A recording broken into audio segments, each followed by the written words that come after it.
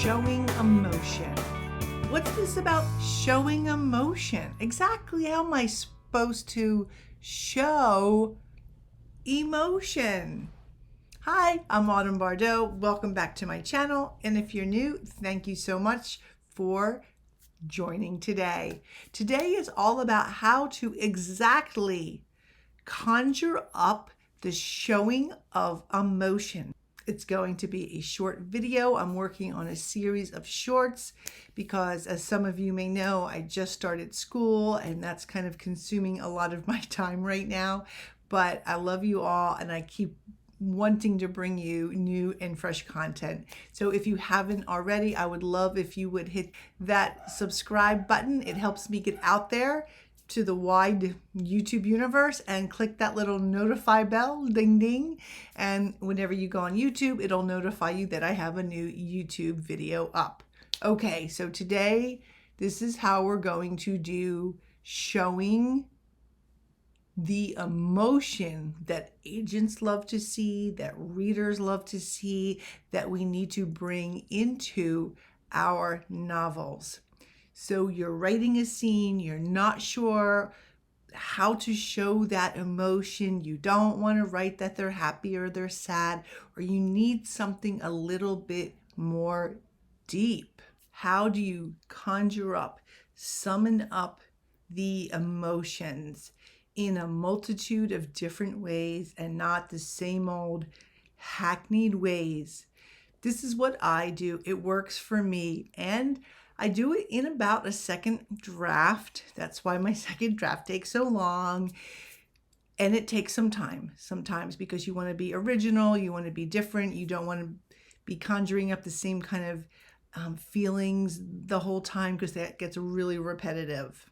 So close your eyes, conjure up the feeling, whether they're angry, sad, irritated, upset, worried, whatever it may be.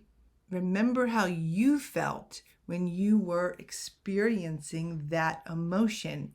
And as writers, that's actually a good thing to do whenever you are experiencing an emotion, is to jot down or remember what your body was doing. So, how did your body feel during that emotion? Your heart, was it pounding? Was it slow? Was it fluttering? Your breath, was it shallow? Was it deep? Was it gulping? Was it quick? Was it gasping?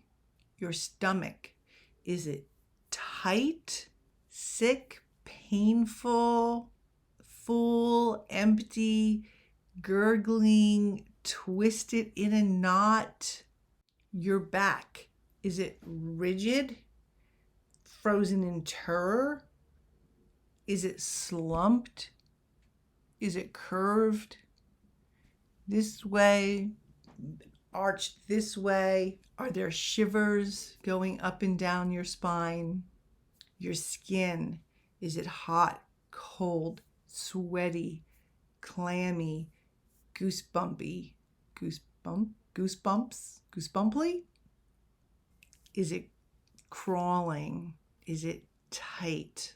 Your head, is it swirling? Is it exploding? Does it feel light? Does it feel heavy? Do you feel disoriented? Is it pounding? Does it feel just constricted? What is your body doing? Your whole entire body. Is it shaking, wilted, frozen, stiff, weak, knees bent, knees shaking? Are your fists curled, tight, loose? What are your hands doing? Are they tapping? Are they fidgeting? Are they drumming on something? Are you picking at them? Are you biting your lip? Are you biting your cheek? Are your feet shuffling? Think about your body, your posture, your shoulders slumped, shoulders back, one shoulder up. All of these are indicators of mood and are all elements of showing, rather telling the mood. Are you scratching? Is your jaw loose? Is your jaw tight?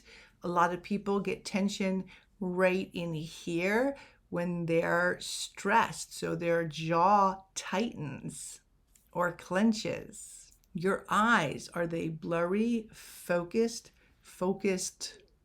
laser focused, zeroed in on something? Are they itchy? Are they heavy? Are they drowsy? Are they wide awake? Are they shifting from side to side? Are they rolling? Are they downcast? And what about the pupils? Are they small? Are they large? So I just gave you a few ideas of how you can get in touch with your own body, your own emotions, what you experience during an emotion to use with your characters. There's so many things that our body gives away, so many nonverbal tells that when you zero in on them, when you're able to explain them, and sometimes you can explain them best with a metaphor that works for the genre, if that works, but make sure it's not an anachronism, so the metaphor isn't like with historical fiction, it's not out of time. You also want the metaphor to be in place, right? So if you're comparing a food, make sure it's a food that, would be familiar with in the story that you are telling. But you can use all of those things as metaphors to explain those feelings. A really common one is like butterflies in your stomach. It's overused, so you want to use something else.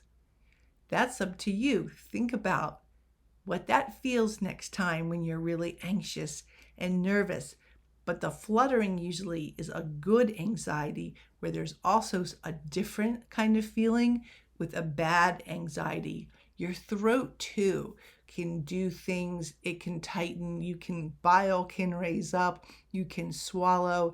These are all indicators, all tells, all shows of emotion. When writing, don't choose all of them, choose one, maybe two, and figure out a great way to describe that emotion very briefly, sometimes with that metaphor, if it works. Then replace that emotion, sad, anxious, frustrated, whatever it may be, with the show, with the nonverbal tell.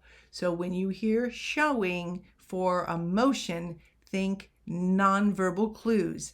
And I actually have 3 books. One was written by a FBI agent who looked for all those little tells during interviews that I read that is just fascinating, absolutely fascinating.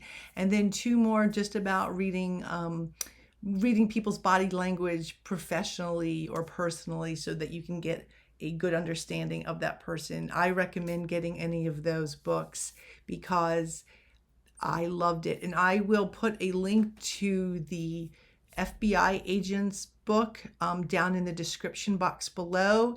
I kind of just use it as a reference guide. It's just hard to read that book because there's so much information.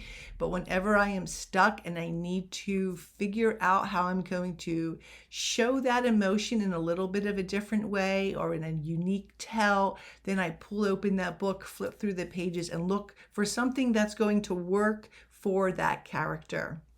I hope you enjoyed this very short video today. If you did, please give it a thumbs up. All of that stuff really helps me in the algorithms, getting out there and getting noticed.